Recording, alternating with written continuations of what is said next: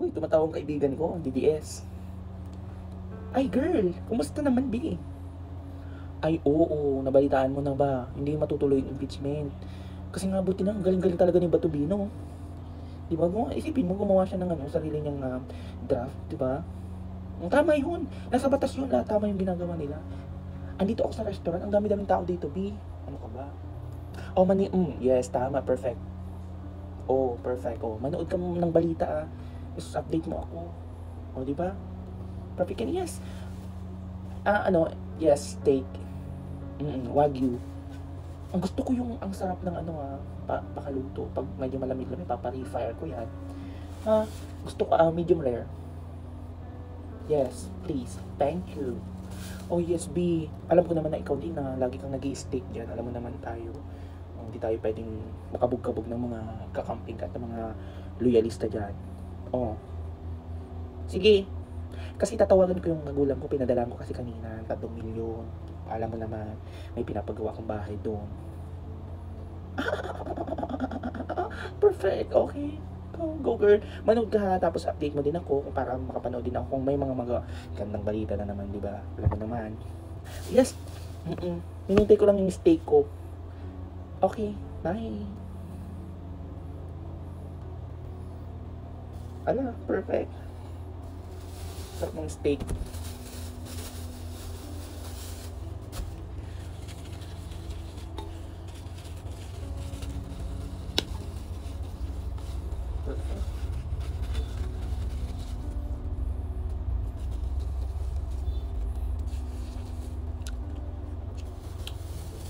Oh, steak. Naku, tumatawag ang inay. Hello, ma. Wala pa nga. Walang pera. Di nyo kasi nararamdaman yung buhay namin mga OFW dito eh. Kala nyo ang dami namin pera. Ano ba yan? May sakit si Papa? Hayaan mo na. Sabihin mo na lang kung malamig ng Papa. Sige.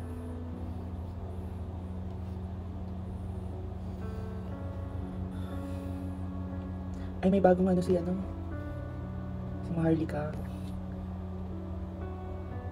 Load muna. Sa Pilipinas, anong oras na ba sa Pilipinas? Yes. Kilo, tingnan natin. Ganda talaga ni Maharlika. Manila, okay, alas 5 pa lang sa Pilipinas. Ng hapon, so dito, ayan. Bibiliin ko yung mga damit ni Maharlika sa baba.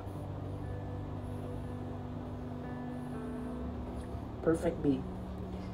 Oh, ang mura ng damit. Isang t-shirt na ganito lang.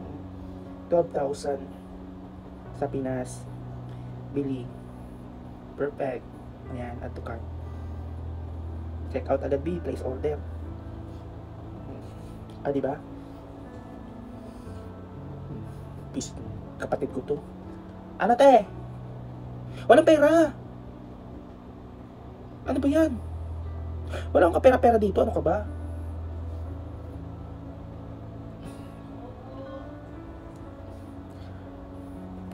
No remittance nga eh. Kakaintindi. Ay shit, nag-text yung kaibigan kong si Sasupot. Si Sasupot. Nangihiram ng 5K. Okay, B. Sige. Oh, perfect. Oh, sa'yo na yan ha. Huwag mo nang bayaran, B. 5K US dollars yan. Perfect. Nasa Europe ako pero US dollars yan. Perfect. Diba? Ganon. So, yung pinsan ko tumatawag, busy. Aling, ano? Ano bang kayong patay gutom kayo dyan? Tawag ako talaga? Pinsan ko lang kayo, B. Ang karapatan nyo tumagtawag sa akin. Yung mama mo? Sa hospital? 50-50? Oh, sabihan mo ako ng last night para makapagpadala naman ako. Binabaan ba naman ako? Ba yan? Patay gutom. Nakakapi ko naman.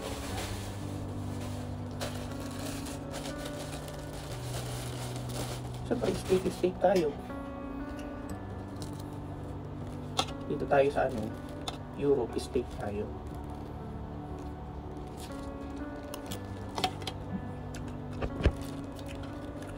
Sarap ng steak.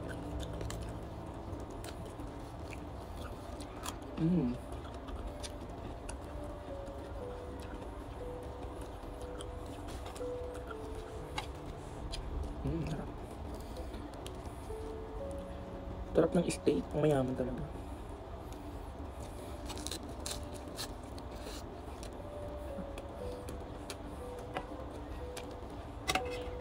May tumatawag na naman. Ang beshi ko. Ano ba? Kumakain ako ng steak. Lumating yung in-order ko. Wala, umuwi na ako. Tinake out ko na lang.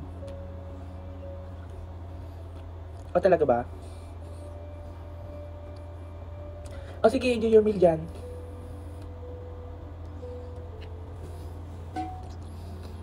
Huli pa.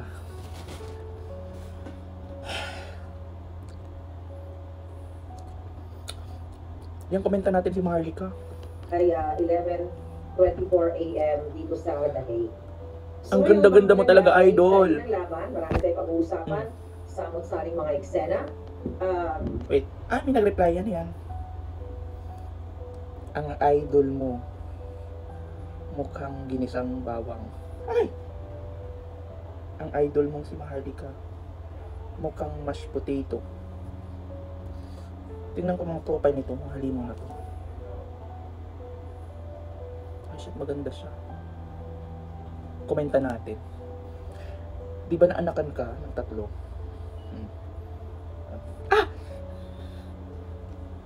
Shit, bitomboy pala to. Hello! Black account.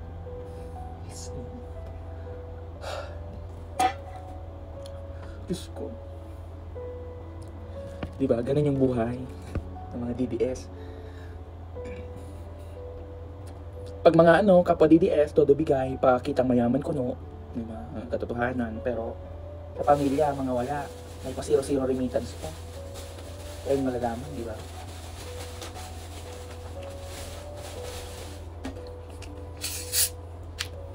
Yung mga pa 0-0 remittance pa kayo malalaman.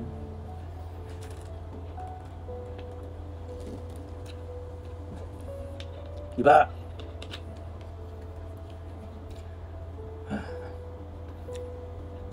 Total, ibabawal na lang din naman yung pag-proceed ng trial dahil pinangunahan ni Bato.